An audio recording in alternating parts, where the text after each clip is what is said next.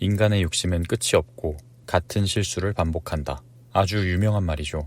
우리는 자주 후회합니다. 화를 내고 나서 그러지 말걸. 결정을 내리고 나서 왜 그랬을까? 그런데 이상하지 않나요? 다시는 그러지 않겠다고 다짐했는데도 왜 또 같은 실수를 반복할까요?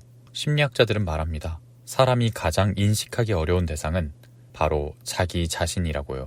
그런 우리에게 필요한 능력이 하나 있습니다. 바로 메타인지입니다. 메타인지는 생각에 대한 생각, 다시 말해 스스로를 인식하고 성찰하는 힘입니다. 사이콜로지 투데이에 따르면 메타인지는 감정 조절, 학습, 대인관계, 삶의 방향 설정에 있어 핵심적인 역할을 한다고 합니다. 이 능력이 부족하면 아무리 똑똑한 사람도 같은 실수를 반복하게 되죠. 오늘 영상에서는 우리가 왜 스스로를 잘 모를 수밖에 없는지, 생각을 성찰하는 힘이 삶을 어떻게 바꾸는지, 그리고 그 힘을 길러내는 가장 현실적인 방법까지 함께 이야기해 보려 합니다. 무의식적인 삶에서 자각 있는 삶으로 그 전환점이 지금 시작됩니다. 이번엔 다르게 해보자. 누구나 한 번쯤 이런 다짐을 해봤을 겁니다. 그런데 현실은 다르죠.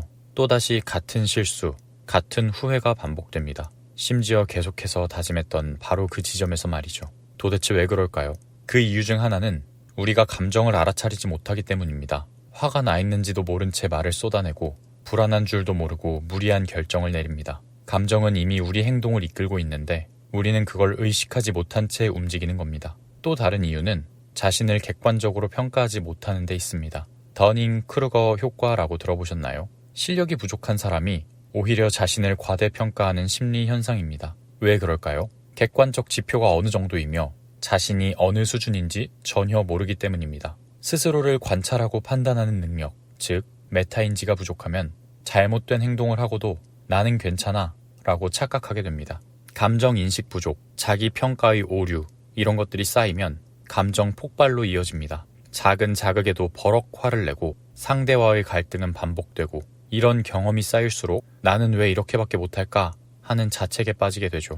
그 결과는 무엇일까요? 삶의 정체감입니다. 아무리 움직여도 제자리 걸음인 것 같고 같은 실수만 반복하며 점점 더 나 자신에게 실망하게 됩니다. 이 모든 흐름에는 한 가지 공통점이 있습니다. 바로 성찰의 부재. 문제를 밖에서만 찾고 자기 안의 감정과 반응, 습관은 돌아보지 않기 때문에 우리는 계속 같은 길을 반복해서 걷게 되는 겁니다. 메타인지는 말 그대로 자신을 바라보는 힘입니다. 하지만 그 힘은 단순한 관찰을 넘어서 삶의 방향을 다시 조정하는 나침반이 되기도 합니다. 우리는 종종 감정에 휘둘려 행동합니다. 화가 나서 말을 뱉고 불안해서 도망칩니다. 하지만 메타인지는 그 감정을 한 걸음 떨어져 바라보게 해줍니다. 내가 지금 불안하구나. 이 상태를 인식하는 순간 감정은 통제할 수 있는 것이 됩니다. 이처럼 감정을 느끼는 나와 관찰하는 나를 구분할 수 있을 때 우리는 비로소 감정의 주인이 될 수 있습니다.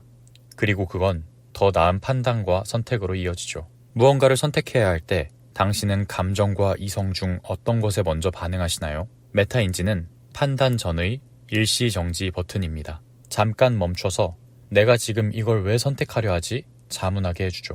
이 짧은 멈춤이 실패를 피하고 관계를 지키며 미래를 위한 더 나은 선택으로 이어집니다. 학습과 성장에 있어서도 메타인지는 중요합니다. 공부든 일이든 내가 이걸 제대로 이해하고 있나? 이 질문 하나가 메타인지의 시작입니다. 자신의 이해 수준을 점검하고 필요하다면 방법을 바꾸고 실수를 인정하고 보완하는 사람은 반드시 성장합니다.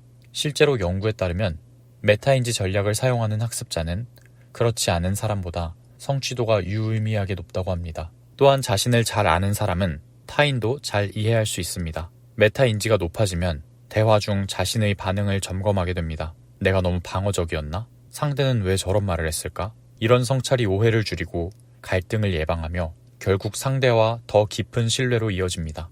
좋은 관계는 좋은 자기 이해에서 시작됩니다. 그리고 무엇보다도 자존감에 큰 역할을 하죠. 자신을 자주 돌아보는 사람은 자신의 부족함을 인정하면서도 스스로를 덜 미워하게 됩니다.